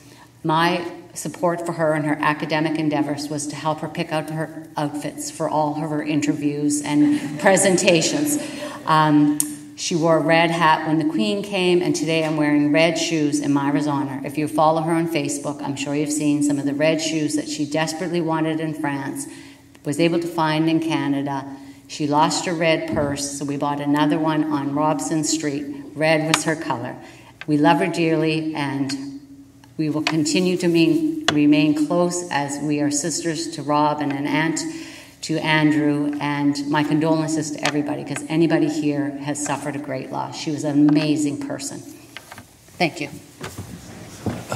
So the next person to speak will be my daughter, Emily Peel. You already learned a little bit about her earlier, but she's grown under Myra's watchful eye since 1989.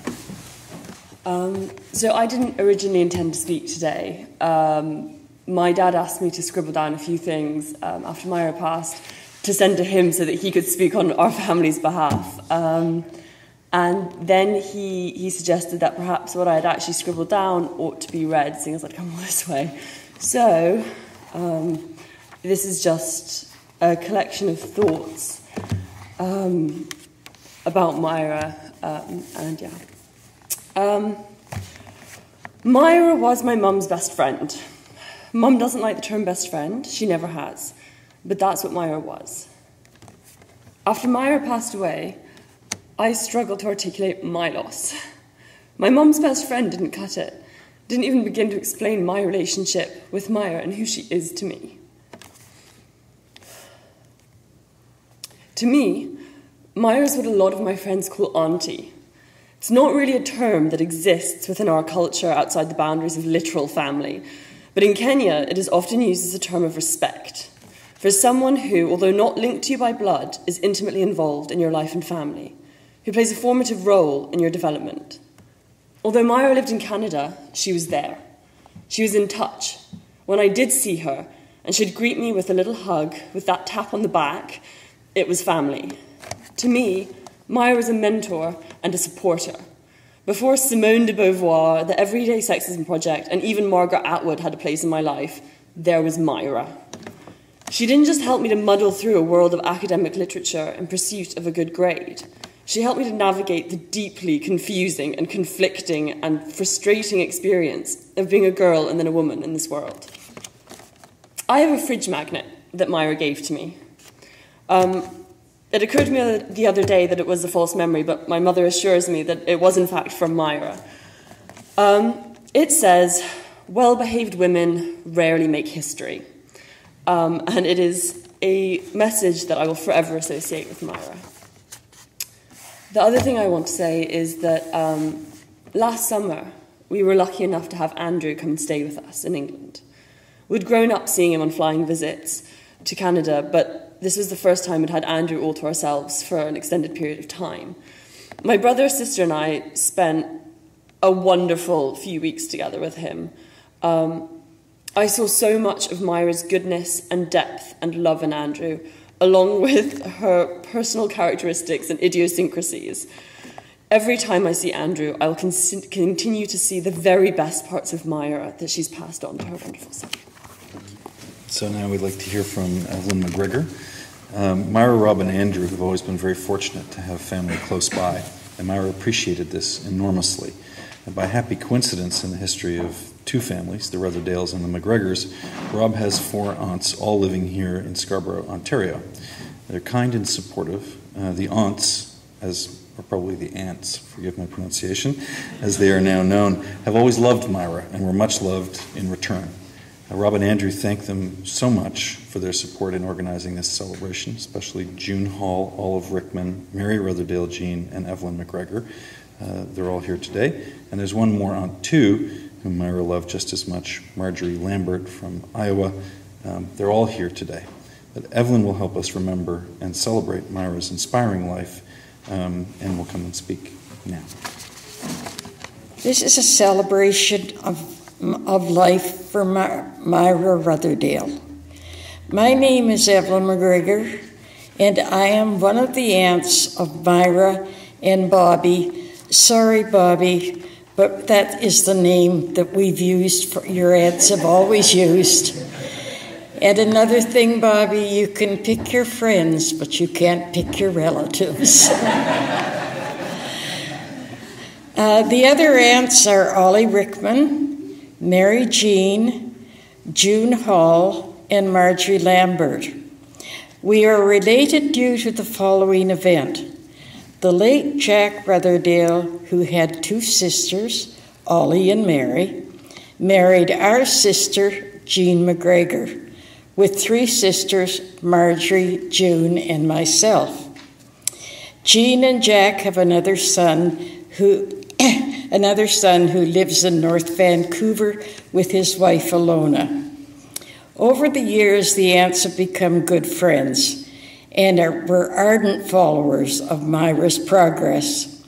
We are able to achieve this because we live in Scarborough, while Marjorie resides in Boone, Iowa, and she is here today.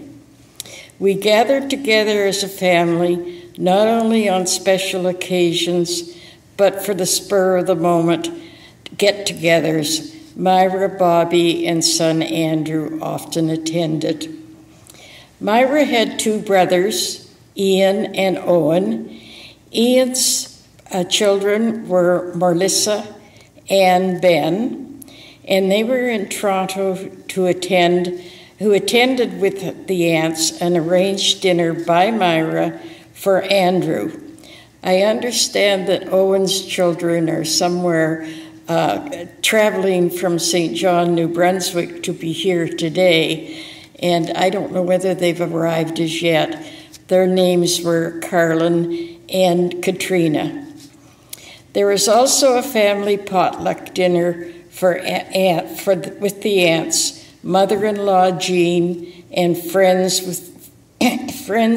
the evening of Andrew's graduation at June's in my home. Now let's get back to the beginning.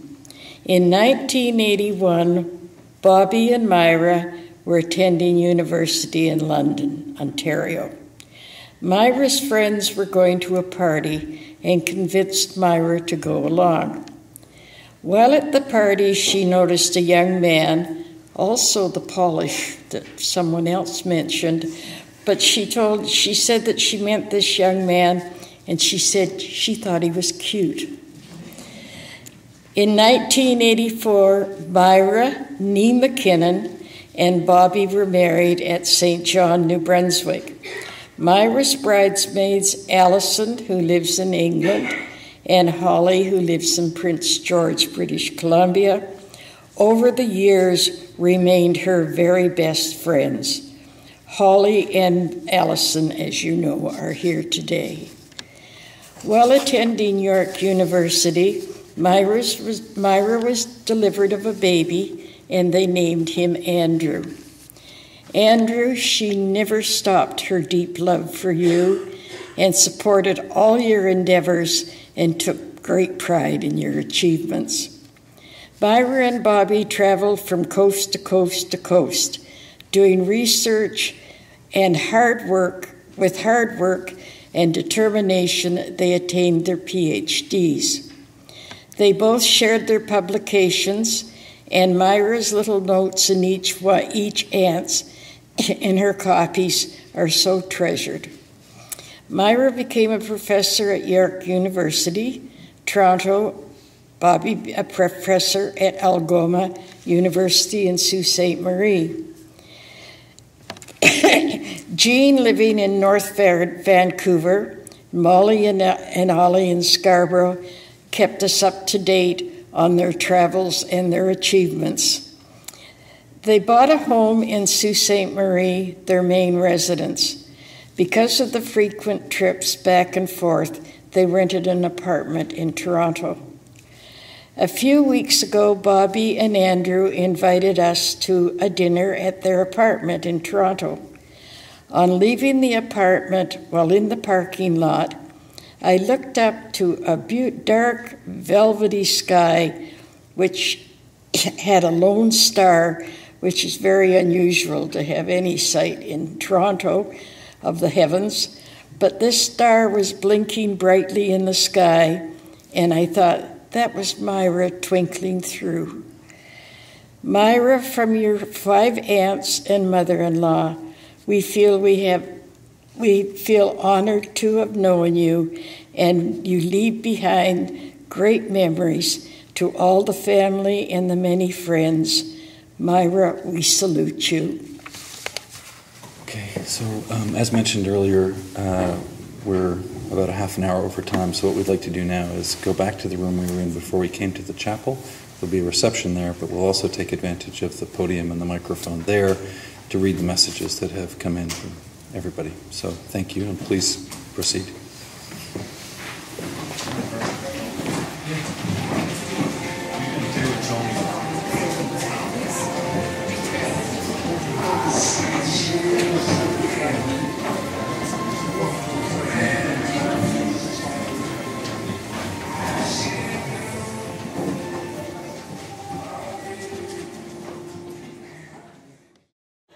So we didn't have time in the chapel to read through all of the messages of condolence to Andrew and Rob and the tributes to Myra that have arrived from all over Canada.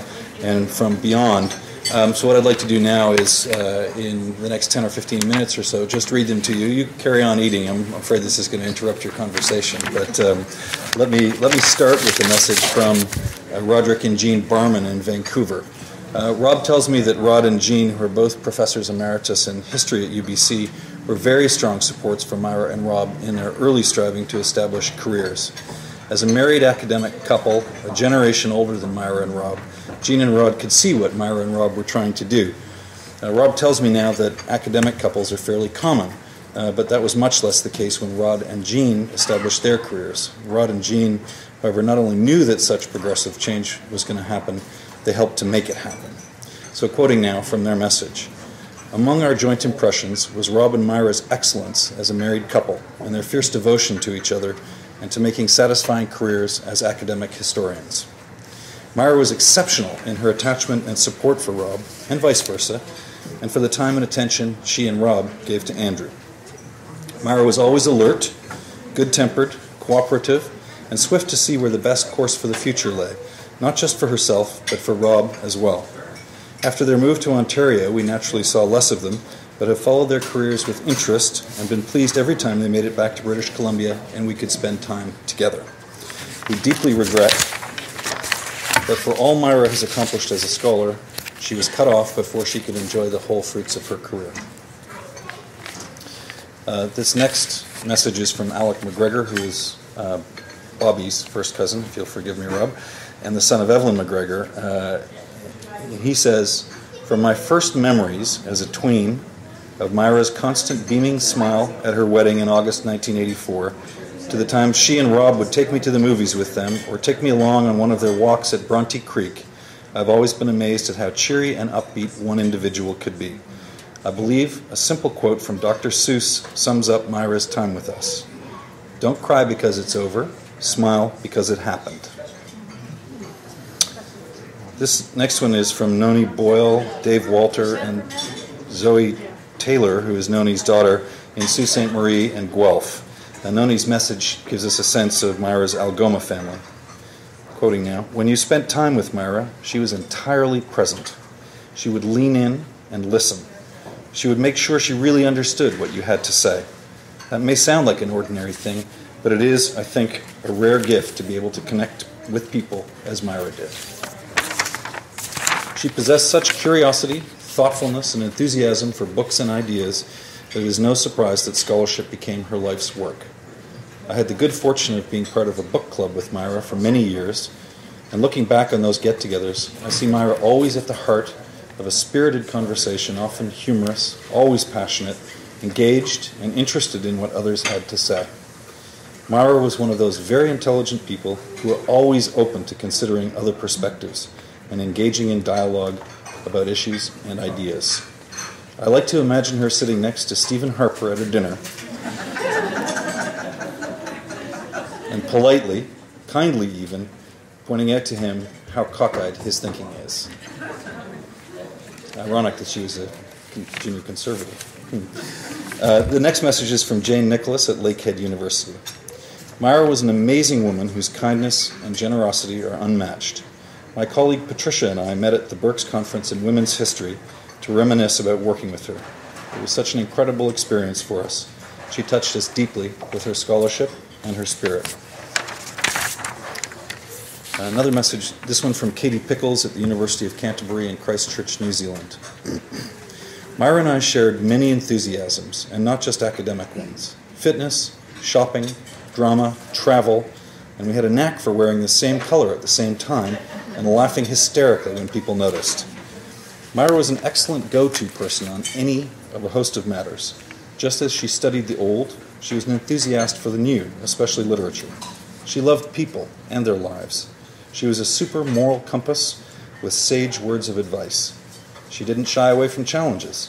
When Myra, Rob, and I met up in Ireland in 2000 for a holiday, Myra was keen to see the troubled spots. Her curiosity was about making the world a better place. Her feisty and determined personality has triumphed during her cruel and unfair illness. Myra, I can hear your warm, smart, and laughing voice loud and clear. I'm so grateful that our paths crossed in Australia on that fateful day at the conference in Melbourne in 1998. and I'm bereft that we won't be walking down new pathways together anymore. I was hoping to send a student over to study with you shortly.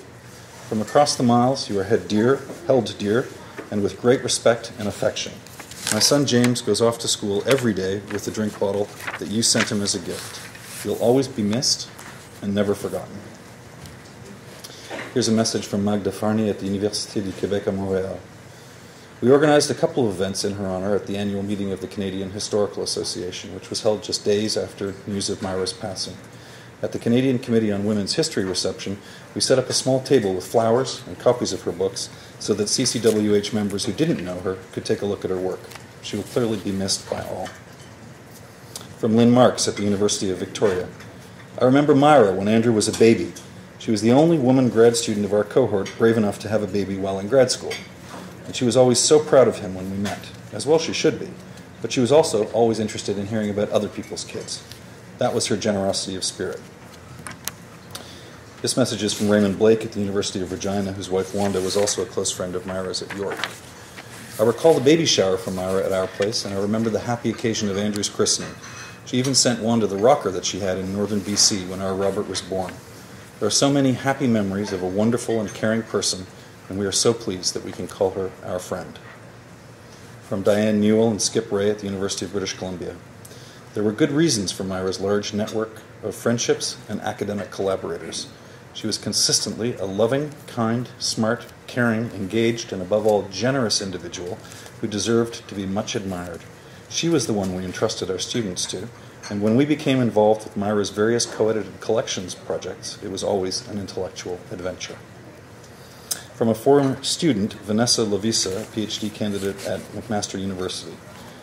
Her passion and dedication as a professor are what inspired me to want to pursue graduate studies. She opened my eyes to topics I did not know I could ever be interested in, and has, through this rigorous training, inspired my current doctoral dissertation. I am and will forever be grateful to the inspiration she has brought to my life, and I will never forget the kind words and positive spirit she showed me. From Christabel Sethna at the University of Ottawa. I want to tell you a story about Myra. In 2012, she came to Carleton University to give a panel presentation about nurses. I was in the audience. Afterward, we ended up sitting beside each other for lunch. I mentioned that I was off to Germany in June, and she asked for documenta. I had no idea what she was asking me, guessing it was something to do with historical documents. To my surprise, she explained it was a major art festival, and she knew about it because her son was an artist. As a result of that conversation, I made a special effort to go to Documenta, and it turned out to be one of the best travel experiences I have ever had. From Alvin Finkel at Athabasca University. Myra was a wonderful woman and an excellent historian. I hope that your many remembrances of good times together with Myra compensate to some degree your terrible loss. From Beth Gerwin at the University of Lethbridge. Knowing you changed my life in many ways. It was you who first said to me about our upcoming move to Lethbridge, Alberta. You'll love it out there. You were always an inspiring woman in motion, and as you know, that's a reference to the conference in Sackville where we first met, albeit indirectly. Myra, across this great country we both call home, you will be missed. From Laura Campbell at Simon Fraser University. Myra was one of the loveliest and kindest people I've met. I always wished we could meet more often, enjoy a bit more wine, talk and laugh a bit more. I just read through a few email messages we exchanged in the last few years, and she spoke about how wonderful, loving, and supportive Rob had been these last few years. From Dee Horn at the University of Northern British Columbia. Myra's wonderful smile and kind, caring disposition will stay with us always. Her passionate engagement with and contributions to social and cultural issues will never be forgotten and will continue to inform and inspire us all. From David Capson at the University of Victoria and his wife Kim. I understand from Rob that David and Myra have a family connection as Myra's brother married David's sister. Not long ago, just before relocating to BC in 2012, Myra and Kim arranged a catch-up get-together in Toronto. After a lunch, Kim asked, "So, what should we do for the afternoon? Shopping? Maybe a movie?" Like a true historian, Myra answered, "Let's go to a museum." And that's exactly what they did. Kim still talks about what a great time she had with Myra that afternoon, looking at old pottery. As we've all heard this afternoon, when Andrew was in grades 10 and 11 at the Sir James Dunn High School in Sault Ste. Marie, Myra took an extended leave of absence to keep her family under one roof, closing the gap between the Soo and Toronto. She taught part-time at Algoma And that's when she really got to know Celia Ross at Algoma, and their friendship began. This message is from Celia. She always made the most of each opportunity that came her way. She excelled at research. She cared deeply for her students and enjoyed them. She loved her colleagues, and she made a great life for herself and for Rob and Andrew here in the Soo and in Toronto. From Michael DeSanto of Algoma University and all the gang there. My best memory of Myra involves laughter. About 5 or 6 years ago, Warren Johnson and Lisa Parley had a party, and many of us were sitting in their living room. To the left of me was Tom O'Flanagan, and beside him was Linda Burnett. To the right of me was Hannah. Across from me were Warren, Myra, and Robert. It was late in the evening, and there was a lull in the conversation. Myra turned to Warren, sitting on the couch to her right, and asked, "What do you think of so-and-so?" Warren looked a little perplexed and didn't answer. It was an awkward question about someone we all knew. And then, perhaps with a stroke of luck, he recalled that the Rutherdales had just purchased a new television and asked Robert how he was enjoying it. Thus began what might seem to have been a scripted performance of sharp-witted banter back and forth, but in reality was purely improvised. Myra was at the center of an exchange regarding a great conundrum. Why is it Rob can't have cable? At this distance in time, it isn't possible to reproduce the sallies and quips that comprise the quick-footed repartee. I remember that Myra played her hand perfectly between Warren and Rob. She fended off Warren's attempts to justify the need for Rob to have cable, while also countering the pleas that Rob was making regarding the need to watch hockey. The comedy gained momentum as Myra handled the two men. Linda laughed until she cried. When I looked at Tom, I thought I saw him nearly fall out of his chair. I heard Hannah say her stomach hurt from laughing. I laughed until I couldn't laugh anymore because the muscles in my face were sore. It was the funniest moment I've enjoyed since arriving at Algoma University. It was the best of times, the happiest of times, and Myra was at the center of it all. Thanks. That's the last message. If anybody, would you like to come and speak? You don't have. My granddaughter was going to the university to be a nurse. She was nurse's training, and I gave her the book that by Myra. And they were so enthused about the book, they put it in the library at Mercy Hospital in Des Moines. So that book is permanently in Mercy Hospital in Des Moines, in the library. Great stuff. Tell them who you are. Well, I'm your virgin.